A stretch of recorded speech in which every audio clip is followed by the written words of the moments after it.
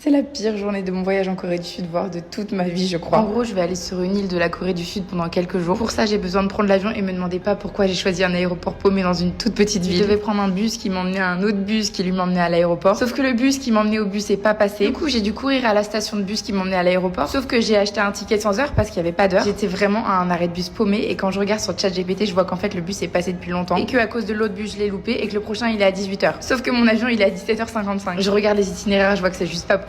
J'envoie un message au mec de mon auberge pour qu'il me commande un taxi et que je retourne à l'auberge parce que j'arrivais pas à choper un taxi toute seule et au final je trouve un taxi parce qu'en fait j'avais pas checké avant mais c'était vraiment pas cher et l'aéroport il était juste à côté de mon auberge donc je suis trop bête et je me suis vraiment compliqué la vie à vouloir prendre le bus. J'arrive à l'aéroport de Gunsan qui est complètement paumé, il y avait personne. Il y a genre un vol par jour, c'est vraiment un tout petit aéroport, j'ai jamais vu ça. Même l'aéroport de Perpignan, je crois qu'il est plus grand. Désolée pour la balle perdue pour Perpignan. Ma valise faisait 20 kilos, il me l'a fait passer à 15 et j'ai failli me faire arrêter pour le micro parce qu'il croyait que c'était un objet dangereux. Et là vous vous dites ah mais trop bien, il y a son avion, elle est sauvée. En fait là il commence à me dire qu'il y a un retard. Après ils éteignent les écrans et je vois tous les gens partir, ils font des annonces et moi je comprends rien parce que je parle pas coréen. Je vois tous les Coréens qui se mettent à crier sur les gens de l'aéroport et là les valises qui reviennent. Et là il y a une petite dame coréenne qui du coup habite aux États-Unis depuis 20 ans qui vient vers moi parce qu'elle a eu pitié et elle voit clairement que je suis la seule étrangère. Ils faisaient pas du tout les annonces en anglais parce qu'il y avait pas d'autres étrangers que moi. Donc au final on galère, on arrive à obtenir un remboursement. On nous envoie un bus qui nous fait faire 3 heures de route pour nous ramener à Séoul. De là on doit repayer un avion à 6h du matin donc on doit attendre toute la nuit à l'aéroport de Séoul. En vrai en termes d'argent je m'en fous parce qu'on a même eu un dédommagement donc j'ai rien perdu. Je suis même en bénéfice mais c'est juste le stress, la fatigue et tout. Le fait au début de pas savoir, pas comprendre que rien ne se passe comme prévu. Et franchement quand on est à l'étranger comme ça c'est une galère de devoir gérer ça tout seul. Et après je me dis que tout arrive pour une raison et ça m'a permis de rencontrer Young. Elle m'a dit à partir de maintenant t'es ma deuxième fille, elle habite au Texas, elle m'a invitée chez elle, c'est trop mignon. Donc finalement après tout ce périple je suis bien arrivée à l'île de Jeju. J'avais encore 2 heures de bus et comme vous pouvez le voir il faisait vraiment pas beau donc c'est dommage d'atterrir sur une île et qu'il fasse ce temps. Et du coup au lieu de 4 jours sur cette île j'ai que 2 jours parce que clairement la journée d'aujourd'hui elle est gâchée hein. Je vais la passer à dormir que j'ai pas dormi de la nuit mais par contre je suis trop contente, mon auberge est trop cool. Regardez-moi cette vue, j'ai jamais vu ça en auberge. Genre là je paye 10 € la nuit pour être bien comme ça. En plus il y avait personne dans la chambre et j'aime trop les auberges où ils mettent tout le matériel nécessaire pour les filles. Le seul bémol c'est peut-être les douches communes mais bon en vrai il y a des rideaux donc ça va. Et là je vous l'ai dit du coup avec les bus et tout je suis arrivée à l'auberge vers midi. J'avais des machines à laver à faire et c'était en coréen donc je comprenais rien. Heureusement que ChatGPT était là. J'ai fait mon itinéraire pour les jours à venir parce qu'il y a plein de petites choses que je veux voir et des adresses que je veux tester. Mais là ce soir c'est la bouffe du convenience store. Et regardez-moi cette vue, c'est incroyable.